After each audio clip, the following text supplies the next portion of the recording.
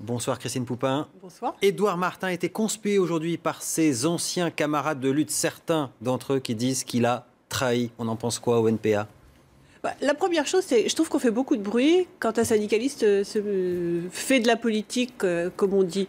Enfin, des avocats d'affaires, etc. Tout ça, c'est absolument normal. Mais un ouvrier qui fait de la politique, c'est toujours un petit peu louche. Il y a un contexte particulier là quand même. C'est vrai qu'il y a avait tapé sur François Hollande, sur Jean-Marc Ayrault. Bon, voilà. Aujourd'hui, il est sur la liste socialiste. Le problème principal, c'est pas faire de la politique, c'est faire quelle politique. Bon, c'est vrai que faire la politique du Parti socialiste, ça n'a pas grand-chose à voir avec les intérêts des salariés que sont censés défendre les syndicalistes. Donc vous considérez que c'est un social traître, comme on dit dans votre jargon ? Un socialiste, ça suffit. Non, être au Parti socialiste, ça suffit aujourd'hui, parce que c'est pas une politique de gauche, c'est pas une politique sociale. Bon, là, on vient de, ça y est, la loi sur les retraites vient d'être votée. Bon, bah, si vous voulez, pour les salariés ou pour les retraités, quand on allonge la durée de cotisation pour avoir une retraite pleine et entière, bon, j'ai du mal à faire la différence. Est-ce que c'est de gauche, est-ce que c'est de droite? Bon, en gros, le problème pour vous, c'est pas qu'il soit passé du syndicat à la politique, c'est qu'il soit passé du syndicat au Parti socialiste, si je vous suis bien. Bah, c'est ça, tout à fait. Vous êtes vexé qu'il n'ait pas pensé à vous? C'est pas une question de vexation, c'est une question que, oui, c'est nécessaire que celles et ceux qui sont dans les bagarres, qui sont dans les luttes, qui défendent les salariés, qui se battent avec les salariés au quotidien, se fassent entendre aussi sur le terrain politique, parce qu'on fait de la politique quand on fait ça. Bon, quand on milite au Parti socialiste, ou plus exactement quand on est tête de liste pour le Parti socialiste, et en plus au Parlement européen, c'est pour défendre forcément la même politique que la politique du Parti socialiste, c'est-à-dire celle qui est menée par le gouvernement aujourd'hui, qui n'a rien à voir avec la défense des intérêts des salariés. Vous lui prêtez pas le crédit de pouvoir changer des choses au Parlement européen, comme il l'a redit tout à l'heure sur iTélé? Et si on pouvait changer les choses de l'intérieur du Parti socialiste, ça se saurait et ça se serait déjà vu. Il n'est pas le premier à dire qu'il va faire ça et qui finalement va faire exactement la même politique. Et vous pensez qu'on peut les changer de l'intérieur du NPA? Parce que pour l'instant, en termes de résultats et d'influence sur la vie politique et les décisions, on le voit avec les retraites qui ont encore été votées aujourd'hui, pour l'instant, c'est pas évident quand même. Pour l'instant, c'est surtout, c'est vrai sur les retraites, une défaite, mais qui est une défaite du mouvement social, du mouvement syndical, de celles et ceux qui ne veulent pas accepter de travailler plus pour gagner moins, de travailler plus longtemps alors qu'il y a 5 millions de chômeurs, alors que les jeunes ont beaucoup de mal à rentrer au travail. Bon. Donc c'est vrai que c'est de ce point de vue-là un échec, une difficulté à se mobiliser, oui. Et on a le sentiment que vous ne vous remettez pas beaucoup en question. Tous les sondages montrent par exemple que la classe ouvrière se détourne effectivement du Parti socialiste depuis quelques mois, depuis l'élection d'ailleurs de François Hollande et les premières déceptions. Ils ne viennent pas chez vous. Est-ce que ça ne vous interroge pas un peu quand même ?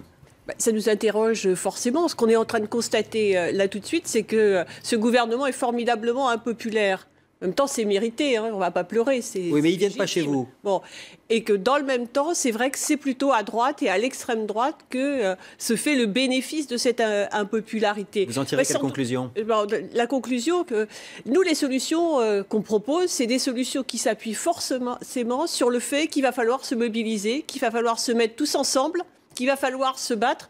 Parce que les avancées sociales, elles ont toujours été menées par des combats collectifs. Évidemment, quand c'est quelqu'un qui se pointe en se disant « je suis le sauveur », en l'occurrence la sauveuse, votez pour moi et je vais vous arranger tous, c'est plus facile à croire. Bon. Vous dites « tous ensemble », c'est votre slogan, c'est aussi celui de Lutte ouvrière, c'est celui aussi du Front de gauche.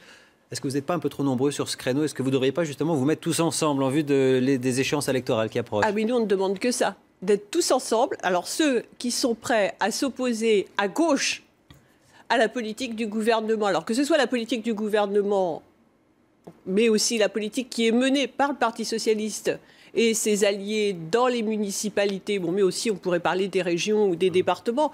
Bon, ces gens-là ont besoin d'une opposition à leur gauche, parce que la politique qu'ils mènent n'est pas une politique de gauche. On l'a vu avec tous les budgets d'austérité qui sont votés. Bon. Et évidemment, oui, tous ceux qui sont prêts à s'opposer à ça, ils doivent le faire et le faire ensemble. Et nous, ça, on est prêts à le faire.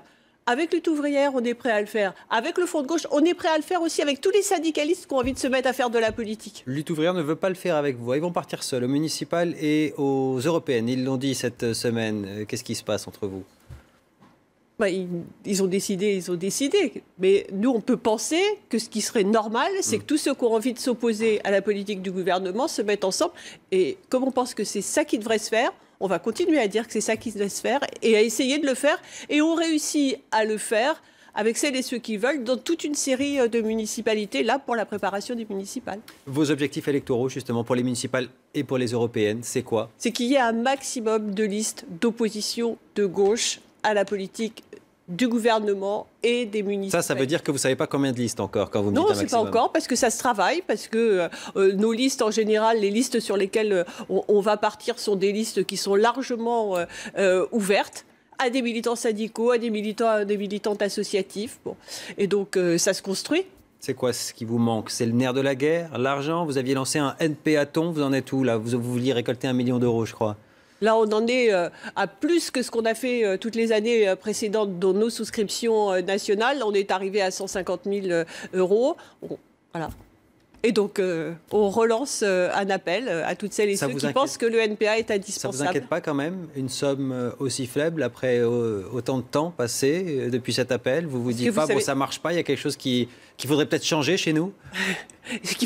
Non, je vous pose la question, est-ce que vous vous interrogez là-dessus? Il y a plein de choses qu'il faut changer, mais en même temps, c'est vrai que celles et ceux qui aident le NPA n'ont pas forcément énormément de moyens pour le faire, donc il faut aller voir beaucoup de gens pour récolter des petites sommes à chaque fois. Vous n'avez pas le sentiment que si vous n'attirez pas beaucoup de monde et peut-être pas autant d'argent que vous le souhaiteriez pour vous soutenir, c'est parce que vous êtes en opposition systématique et que les Français, eux, ce qu'ils réclament, c'est des solutions, c'est pas de l'opposition permanente? Est-ce que vous n'avez pas ce sentiment-là? Mais c'est peut-être aussi parce que les vraies solutions, elles s'opposent à la politique du gouvernement.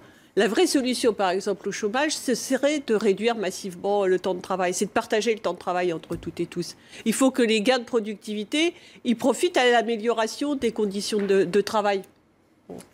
Et alors, pour faire ça, il faut s'opposer. Mais en même temps, c'est une proposition positive, c'est une proposition extraordinairement positive que de dire qu'on devrait avoir plus de temps pour soi. En ce moment, on n'est pas tellement sur la réduction du temps de travail. Il y a des équilibres budgétaires à tenir. L'UMP vient de proposer la suppression des 35 heures. Au chantier de Saint-Nazaire, le patron, pour récupérer un gros contrat, propose même de travailler plus longtemps 20 minutes pas plus de d'argent. plus gratuitement. Voilà. Alors ça, c'est extraordinaire, parce que quand il n'y a pas de travail, il faut faire des accords de compétitivité, il faut travailler plus en gagnant moins. Et puis quand il y a du travail, il faut aussi faire ça. Donc en fait, c'est un jeu auquel les salariés, ils perdent à tous les coups. Le bilan que vous tirez en cette fin d'année de ce début de quinquennat de la gauche au pouvoir? Une note sur 20, on va dire, elle est comme à l'école. Ouais, c'est difficile de penser que c'est une politique de gauche, quand même. Une note sur 20 alors? Je sais pas, on peut mettre des notes négatives? D'accord, tout est dit. Merci d'avoir été avec nous ce soir et d'être venu répondre à nos questions, Madame Poupin. Vous restez avec nous tout de suite. C'est le meilleur de l'actu en images de ces dernières 24 heures. Le Zap Info, vous connaissez maintenant, il est signé Adrien Denis.